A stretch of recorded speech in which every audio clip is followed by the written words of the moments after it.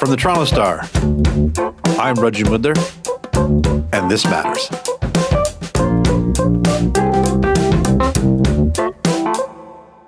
The cops are embracing big data and going high tech. By now, you've probably heard about controversies surrounding facial recognition technologies made by companies like Clearview AI, and that several police forces have been experimenting with it, including the Toronto Police Service. What you might not have heard about is that it's just the tip of the iceberg in terms of a whole host of new police technologies that are trying to find ways to automate surveillance and other ways to predict and prevent crime. These fall under the catch-all term algorithmic policing. But does this tech work? Do we even know if the police forces are using it? Should they be allowed to? These are the type of questions a new report from the Citizen Lab at the University of Toronto explored. To tell us about it, we are joined by Cynthia Koo. She's a research fellow at the Citizen Lab and a technology and human rights lawyer. Along with her colleagues, Kate Robertson and Yolanda Song, she co-authored the recent report To Surveil and Predict, a human rights analysis of algorithmic policing in Canada. She joins us today to talk about their findings.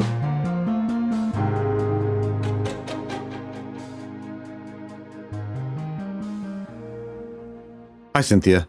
Thanks so much for joining us today. Thank you for having me. So, Cynthia, algorithms are the invisible gears that sort of run our digital world. And I think a lot of people think about them like Facebook and how it brings us news that matters to us.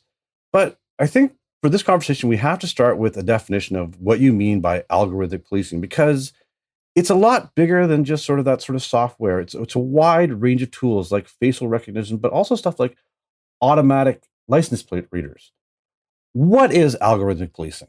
Essentially, algorithmic policing is the usage of automated computer algorithms or computer instructions to process and analyze massive reams of data in order to inform policing decisions, whether that's through algorithmic surveillance or whether through predictive policing, which purports to forecast when, where, and by whom crime might be committed in the future. Let's talk about those type of tools. I think people have heard of things like Clearview AI and Palantir. But across the country, there are a number of police forces that are experimenting with this type of stuff. Give me a range of some of these technologies they're using. Sure. So we found that police forces across Canada are using different types of technologies. Starting out on the West Coast, we have the Vancouver Police Department using what we call location-focused predictive policing.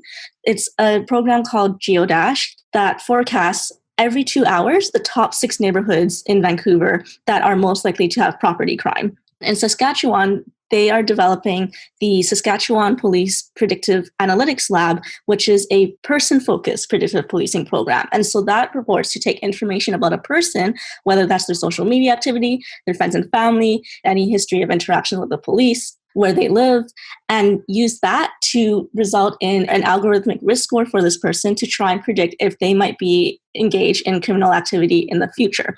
So those are the predictive technologies that purport to forecast something even before anything has happened. The other class of technology we looked at are algorithmic surveillance technologies. And these do not have a predictive element. They're generalized surveillance, but to us, they are just as dangerous and pose just as much of a threat to our human rights and fundamental freedoms. And this class of technology includes things like facial recognition, social networking analysis, which we know is being used by the Calgary Police, and that maps out different connections and key players in different social networks. There's automated license plate readers, which are used across the country, and there's social media surveillance. Social media surveillance, we know, has been used by the RCMP, and currently the RCMP is in the process of procuring an even more advanced social media surveillance system. And facial recognition is the one that seems to be the most popular in terms of experimentation and adoption. So we know, for example, the Toronto Police Service was using facial recognition, not just testing out, but actually using it in Toronto for over a year until that story was broken by the Toronto Star. But the public might not have known otherwise. And then, of course, with Clearview AI, similar situation. We found out maybe some dozen police forces across Canada were using or testing this very controversial facial recognition tool. And again, nobody knew until it took a news outlet in a different country to break that story. And so there's just a huge transparency issue. Let's start with this surveillance part, because we live in a surveillance society. What are the fears of, facial recognition obviously is scary. And, speaking as a brown person, I know this technology does not work well with people with my skin tones. But what are the other big fears about using all of these type of surveillance technologies and automating the way that they are read? Right. You bring up a really good point, which is that a lot of the times when it comes to discussing these emerging technologies or novel technologies, there's really two inquiries you have to make. The first one is, does it even work at all? Is it reliable? Because in a lot of these cases, people jump straight to the consequences and implications, assuming they work perfectly. But there are examples where the technology has actually been overhyped, they've been over-marketed and over-advertised by the technology vendors themselves to law enforcement, to governments, and then they don't actually live up to that hype. Facial recognition is a great example of that because it is known for having wildly inaccurate identification, especially when you break it down among demographics. So there's one type of facial recognition technology, for example, that they've shown has, I think, roughly a 1% or less inaccuracy rate for white men. But at the same time, that same algorithm was misidentifying 1 in 3 dark-skinned women. And so when you imagine the mistakes and the wrongful identities, which can then lead to wrongful arrest, detentions, etc., you can see how that problem multiplies over time. The second line of inquiry is if it does work, that doesn't actually solve the problem because then you just have a whole new host of problems, as you mentioned, leading to a surveillance state. And I think the important thing to identify of what happens when you have automated indiscriminate surveillance, whether it's facial recognition in public or social media surveillance online, is what it does to our public spaces and to our ability to engage in public and, by extension, political life without fear of being surveyed.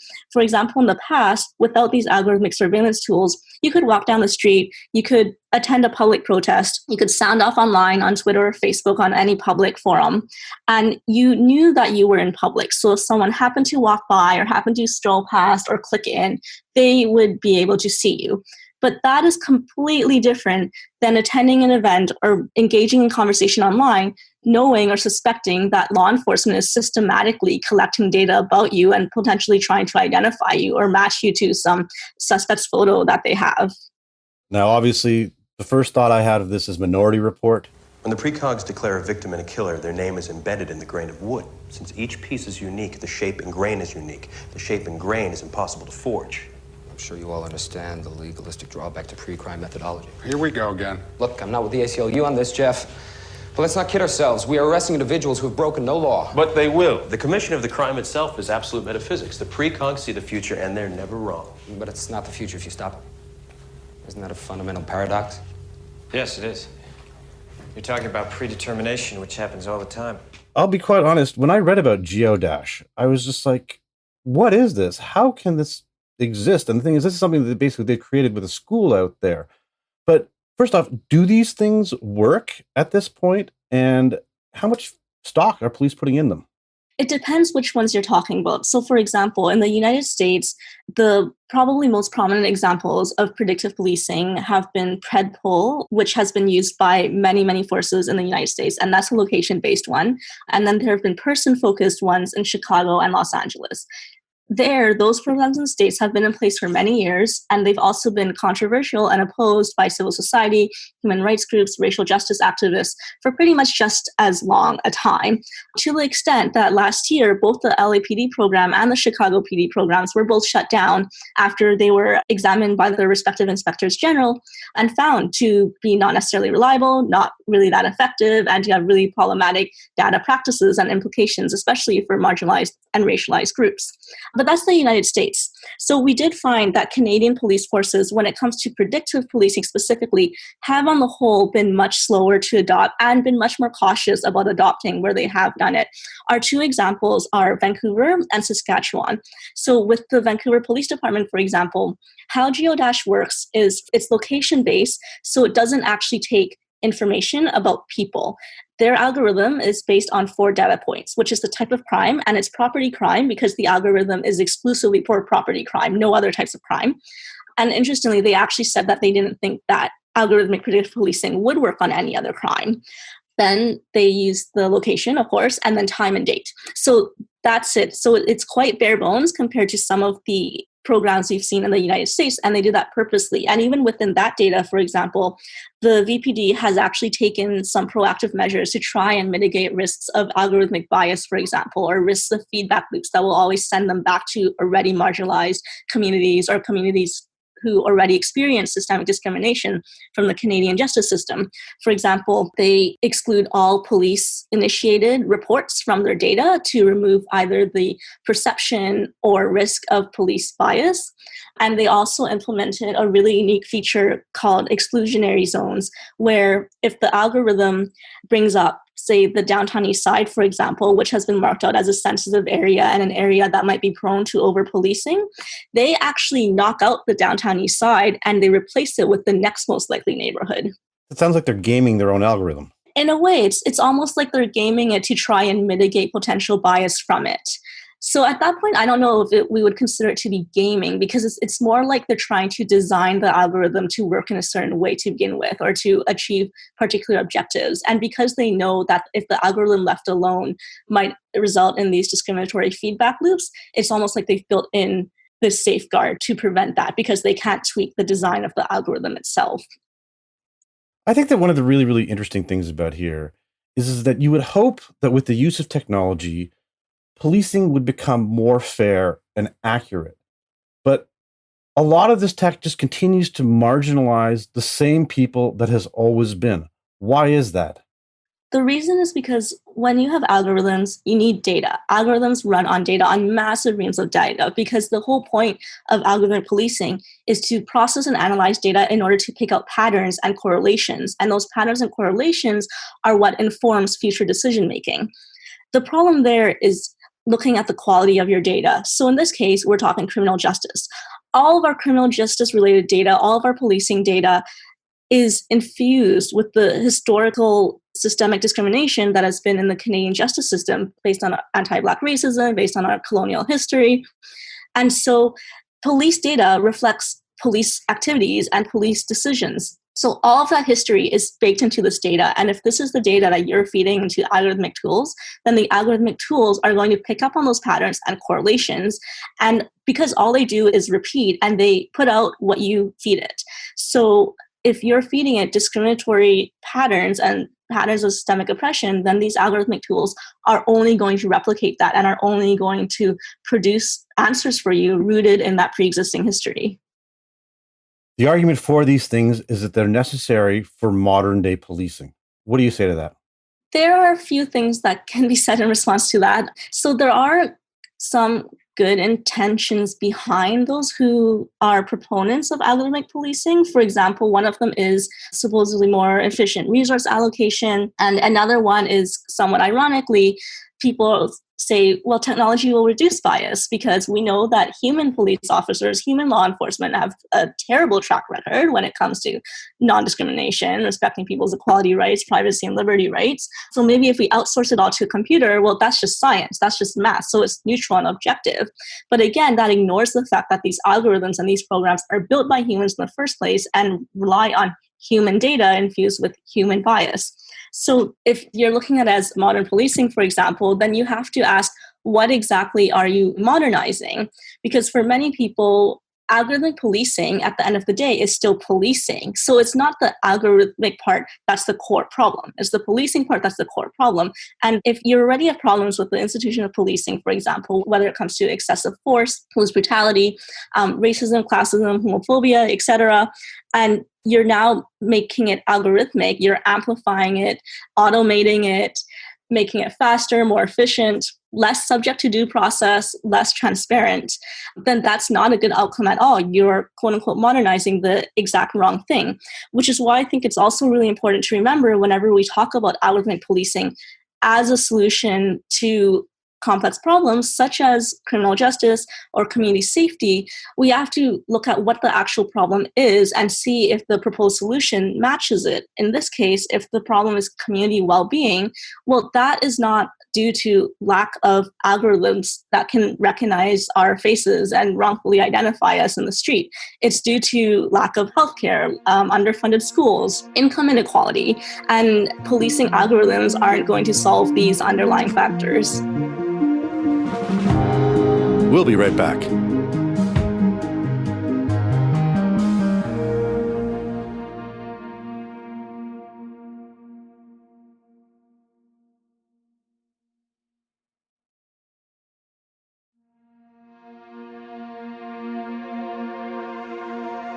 What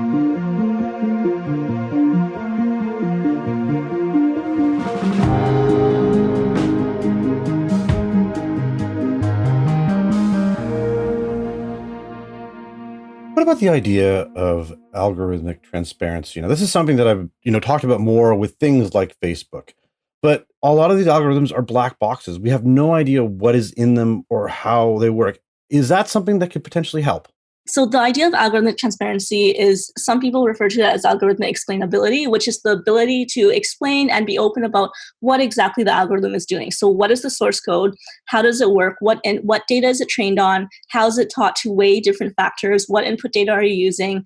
And what does it actually do with the input data before it gives you the output data? That's one type of algorithmic transparency.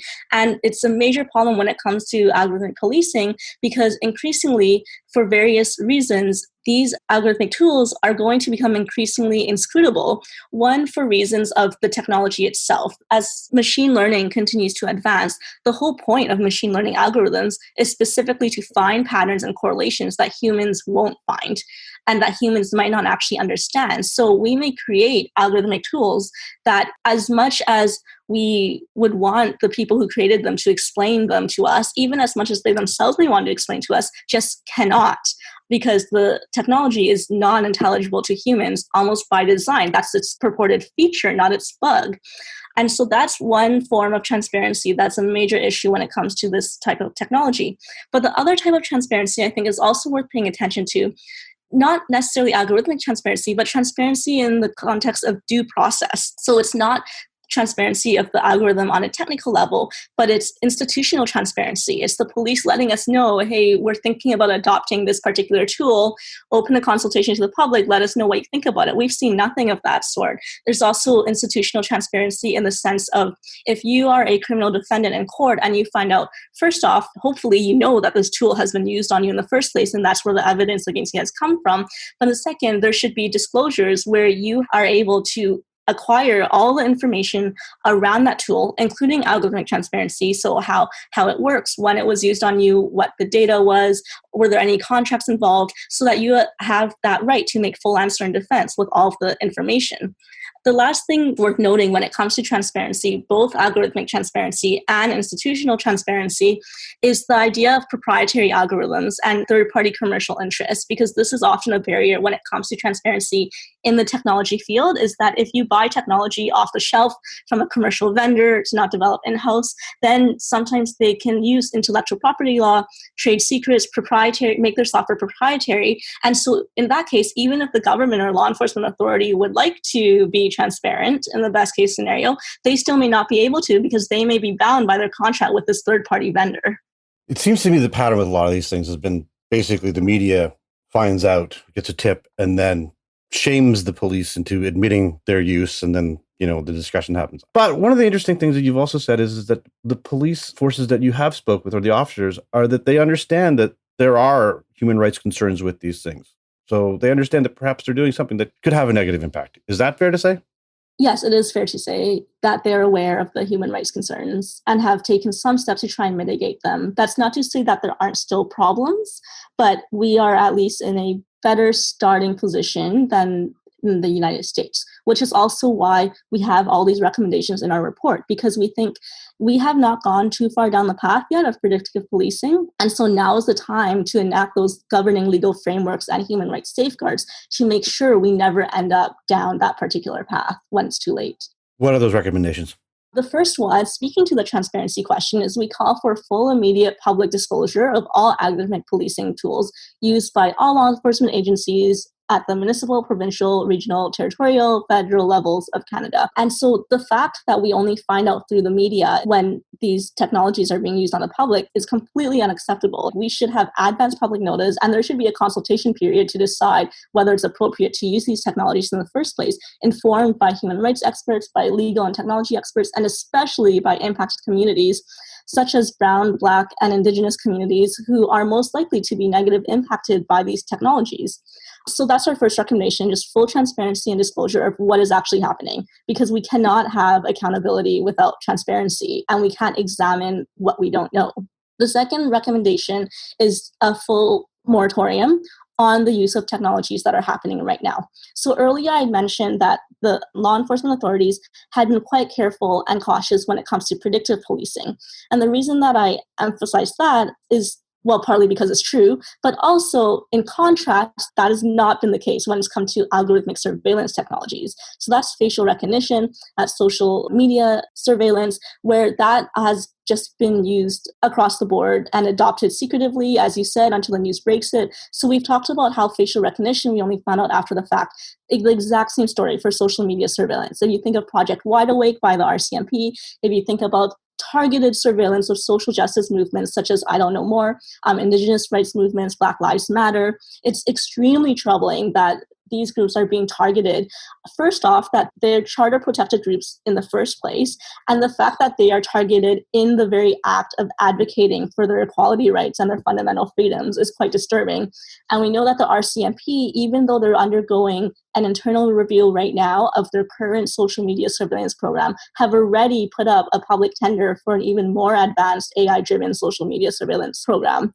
So we just think everything is moving too fast when it comes to the surveillance tech, and we're in a good place to intervene when it comes to predictive policing tech.